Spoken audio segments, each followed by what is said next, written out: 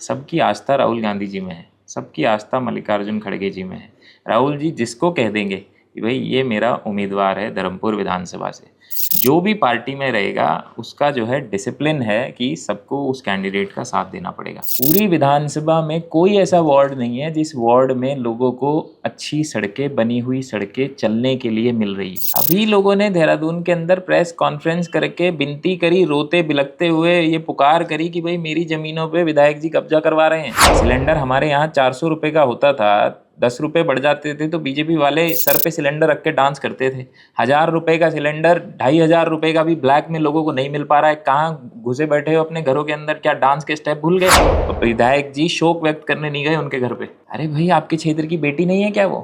में उनके प्रति उदासीनता है कि भाई के क्या मजबूरी रही कि आप भारतीय जनता पार्टी में चले गए, लेकिन उन्होंने बीजेपी में जाके अपना नाश करा लिया। बैठे कांग्रेस ही छोड़ दीजिए, भारतीय जनता पार्टी के अपने लोग विनोद चमोली जी को हराने को तैयार बैठे। नमस्कार, मैं अफरोज खान, आप देख रहे हैं टाइम विटनेस न्यूज। आज हमारे साथ मौजूद हैं वैभव वालिया जी। आज इनके साथ एक खास बातचीत करेंगे और जानने की कोशिश करेंगे कि कांग्रेस की तरफ से जो उत्तराखंड में तैयारियां चल रही है विधानसभा की, या इन्हीं के बारे में जो धर्मपुर से दावेदारी भी कर रहे हैं, ये किस तरीके से धर्मपुर के मुद्दे उठाएंगे और लोगों तक अपनी बात किस तरीके से पहुंचाएंगे। एक पहला क्वेश्चन ये आता है कि धर्मपुर से आपकी दावेदारी है कांग्रेस की सीट से जी, क्या ऐसे मुद्दे रहेंगे धर्मपुर में जिसको लेकर के आप जनता के बीच में जा रहे हैं? देखिए आज धर्मपुर की जनता जो है वो भारतीय जनता पार्टी के कुकर्मों से बहुत दुखी है, बहुत परेशान है। और अमूमन ऐसा देखा गया है कि मैं भी ऐसा सोचता था कि भाई कि प्रदेश की राजधानी देहरादून है और देहरादून की सबसे बड़ी, पूरे उत्तराखंड की ही सबसे बड़ी विधानसभा जो है वो धर्मपुर है। और विनोद चमोली जी बड़ा नाम है, 2 बार के विधायक हैं, सरकार इनकी है, मेयर इनका है, सांसद इनका है, केंद्र में भी इनकी सरकार है, तो धरातल पे थोड़ा काम जरूर दिखाई देगा, ऐसा मेरी सोच थी।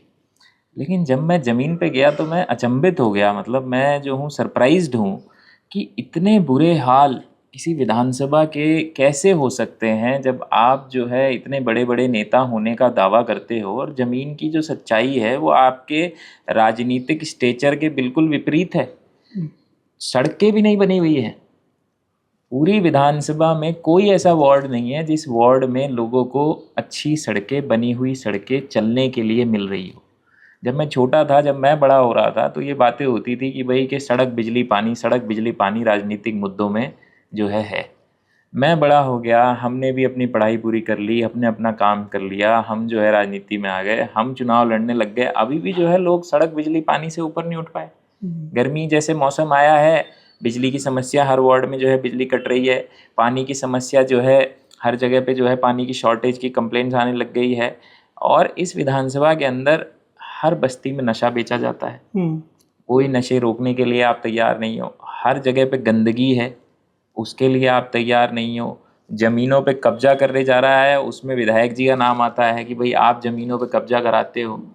तो इतना बुरा हाल है ज़मीन पे, महंगाई बेरोजगारी से लोग पहले ही परेशान हैं। करेक्ट रुकता हूँ सर। हाँ प्लीज। जमीनों पे कब्जे वाली बात कही है, क्या कौन से ऐसे मुद्दे सामने हैं आपके पास? किसी एक का नाम अभी बताएं। प्रेस कॉन्फ्रेंस करी लोगों ने, अभी लोगों ने देहरादून के अंदर प्रेस कॉन्फ्रेंस करके विनती करी, रोते बिलखते हुए ये पुकार करी कि भाई मेरी जमीनों पे विधायक जी कब्जा करवा रहे हैं।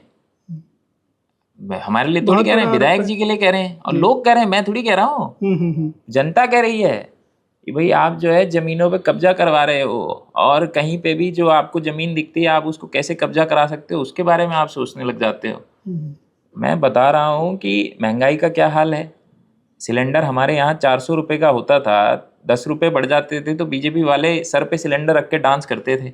1000 रुपये का सिलेंडर 2500 रुपये का भी ब्लैक में लोगों को नहीं मिल पा रहा है। कहाँ घुसे बैठे हो अपने घरों के अंदर, क्या डांस के स्टेप भूल गए हैं? पेपर लीक से इसी क्षेत्र की एक बेटी जो है वो हमें छोड़ के चली गई। रिया थापा, चंद्रबनी में रहने वाली 23 साल की बिटिया जो है वो नीट की तैयारी कर रही थी और आप जो है उसका पेपर अच्छा हुआ था, आपने पेपर को लीक कर दिया। उसने सोचा पता नहीं कैसे होगा, वो उस दबाव को नहीं सहन कर पाई और उसने फंदे से लटका के अपना जीवन त्याग दिया। हम सड़कों पे हैं, लोग जो है मांग कर रहे हैं कि भाई शिक्षा मंत्री का इस्तीफा दे दीजिए। विधायक जी शोक व्यक्त करने नहीं गए उनके घर पे? अरे भाई, आपके क्षेत्र की बेटी नहीं है क्या वो? 23 साल की लड़की जो है, चलो ठीक है आप बीजेपी में होंगे, इसमें तो आप शोक व्यक्त करने तो जा सकते हो। तो बहुत बुरा हाल है, मैं बता रहा हूँ आपको। जनता इंतजार कर रही है कि कब चुनाव आए और कब जो है हम ऐसी जन विरोधी सरकार को भगाएं। और इस क्षेत्र में तो आप बता सकता हूँ, देहरादून में पहली विधानसभा होगी जो भारतीय जनता पार्टी हारेगी, वो धर्मपुर विधानसभा होने जा रही है। आपके सामने दो चुनौतियां हैं। एक तो आपने खुद ही बोला है कि वो 2 बार के विधायक हैं चमोली जी, निश्चित तौर पे उन्हें, जहाँ तक मैं समझता हूँ, दावेदारी या टिकट मिलने की उम्मीद ज़्यादा है बीजेपी की तरफ से। एक और हैं आपके जो पहले विधायक रह चुके हैं, कांग्रेस से रह चुके हैं, दिनेश अग्रवाल जी, वो भी अब बीजेपी में हैं। इनको, दोनों लोगों को कैसे वो करेंगे आप? देखिए, दिनेश अग्रवाल जी ने जब तक कांग्रेस में थे अच्छा काम ज़मीन पे किया था। जनता जो है उनके काम को याद करती है, उनकी जो है तारीफ़ करती है कि भाई उन्होंने अच्छा काम किया था। लेकिन इस चीज़ से भी जनता में उनके प्रति उदासीनता है कि भाई के क्या मजबूरी रही कि आप भारतीय जनता पार्टी में चले गए, क्यों गए? जब सारी ज़िंदगी आपको सब कुछ, अगर दिनेश अग्रवाल एक बड़ा नाम देहरादून के अंदर है तो उसमें कांग्रेस पार्टी का तो योगदान है ना। अगर कांग्रेस पार्टी ने ही आपको टिकट दी है, उन्हीं से ही आप जीते। कांग्रेस पार्टी ने ही आपको मंत्री बनाया, उन्हीं से ही आप रहे, लोगों के काम भी कर सके। तो कांग्रेस के ही दम पे, कांग्रेस की सरकारों के दम पे ही काम कर सके। उसके बाद में इतना इज्जत होने के बाद में आपका भारतीय जनता पार्टी में जाना, लोगों को ये बात पसंद नहीं आई।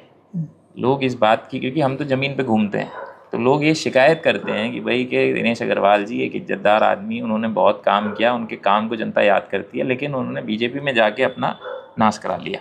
लोग ये बातें बोलते हैं। तो कहीं ना कहीं अब उनकी जो है वो, अच्छा फिर उनका जो संपर्क है वो सारा कांग्रेस के ही लोगों से है। बीजेपी वाले उनको स्वीकार ही नहीं पाए। अब जो है, क्योंकि चुनाव नज़दीक आ गया तो उनको एक लॉलीपॉप दिया गया है, ठीक है। अब वो अगर इससे संतुष्ट होते हो या खुश होते हो तो ठीक है, वो बुजुर्ग जो आदमी है, हम कांग्रेस से उनके लिए संतुष्ट संपर्क हैं। में हैं, उनके क्या लगता है कि वो जब आप जाते हैं या जाएंगे इन चुनावी मुद्दों को लेकर के, तो वो आपका सपोर्ट करेंगे? 100% हमारा सपोर्ट कर ही रहे हैं, और ये बात उनको पता है सारी, क्योंकि वो जिन संपर्कों में जाते हैं वो संपर्क जो है उनसे भी तो ये बात कहते हैं ना कि इस बार जो है आपका डब्बा गोल होने वाला है, भाजपा हार रही है। तो वो, उनको भले वो बातें अच्छी ना लगती हों, क्या पता, क्योंकि अब वो बीजेपी में है, लेकिन सच्चाई तो सच्चाई है, इसमें क्या कर सकते हो आप। तो मैं ये बता सकता हूँ कि सारे लोग कांग्रेसी जो हैं वो तैयार बैठे हैं। कांग्रेसी छोड़ दीजिए, भारतीय जनता पार्टी के अपने लोग विनोद चमोली जी को हराने को तैयार बैठे हैं। आप बीजेपी के लोगों में घूम लीजिए क्षेत्र के, क्योंकि बदतमीजी, भाई आप किसी को गुड़ मत दो, गुड़ जैसी बात तो दो। लोग जो है व्यवहार से भी परेशान हैं कि भाई कि ये लोग जो हैं काम तो नहीं करते हैं, लेकिन जो है डांटना डपटना, जिस तरह से जो एक खींचने का जो व्यवहार है, जो जो एकदम से नाराज़ हो जाने का और लोगों के ऊपर चिल्लाने का जो व्यवहार है, वो अहंकार दिखाता है। अहंकार नहीं करना चाहिए राजनीति में। अक्सर कहा जाता है कि कांग्रेस को कांग्रेसी हराते हैं। अगर मान लीजिए कि आपको टिकट मिलता है, तो कहीं ऐसा तो नहीं है कि कांग्रेस के ही कुछ लोग आपसे नाराज़ हो और आपको विद्रोह कर दे और आपका साथ ना दे? देखिए, क्या होता है कि एक पार्टी, जब बड़ी पार्टियां होती हैं उसमें टिकट मांगने वाले बहुत सारे लोग होते हैं, और ये सबका अधिकार है कि कोई भी टिकट मांग सकता है। मैं कहता हूं कि सब लोग मिलके धर्मपुर विधानसभा में भारतीय जनता पार्टी की पोल खोलने का काम करेंगे, और चुनाव में फिर राहुल गांधी जी, सबकी आस्था राहुल गांधी जी में है, सबकी आस्था मल्लिकार्जुन खड़गे जी में है। राहुल जी जिसको कह देंगे कि भाई ये मेरा उम्मीदवार है धर्मपुर विधानसभा से, जो भी पार्टी में रहेगा उसका जो है डिसिप्लिन है कि सबको उस कैंडिडेट का साथ देना पड़ेगा। कुछ लोग खुशी से, उत्साह से देंगे, कुछ लोगों से हम प्रार्थना करेंगे, हम भी, हमारी भी जिम्मेदारी बनेगी कि भाई हम भी जो है, अगर किसी का टिकट कटा है तो हमें भी झुक के उसको मनाने की कोशिश पूरी अपनी, हम और पूरे सहृदय करेंगे ये काम, और हम लोगों को प्रार्थना करेंगे, लोगों से विनती करेंगे, उनको मनाएंगे। और मुझे ये विश्वास है कि सारे लोग कांग्रेस पार्टी की मदद करेंगे, कांग्रेस पार्टी के चुनाव चिन्ह, हाथ के चुनाव चिन्ह की मदद करेंगे, लोगों से अपील करेंगे। जिसने सारी ज़िंदगी कांग्रेस में दे दी, वो किसी से पब्लिक में ये तो कह नहीं सकता कि आप कांग्रेस को वोट मत देना, नहीं तो लोग भी उसका मजाक बनाएंगे। जब सारी ज़िंदगी तुमने कांग्रेस में दे दी, तुम कांग्रेस के लिए काम करते आए हो, झंडे बैनर कांग्रेस के उठाए हो, तो वो अपने पड़ोसी को भी नहीं कह सकता कि भैया कि नहीं तू कांग्रेस को वोट मत डालना। इसलिए जो है ये व्यवहारिक मजबूरियां भी लोगों की हो जाती हैं, और मुझे लगता है कि सहर्ष जो है कई सारे लोग जो आएंगे साथ में, जो नहीं आएंगे हम उनसे प्रार्थना करेंगे।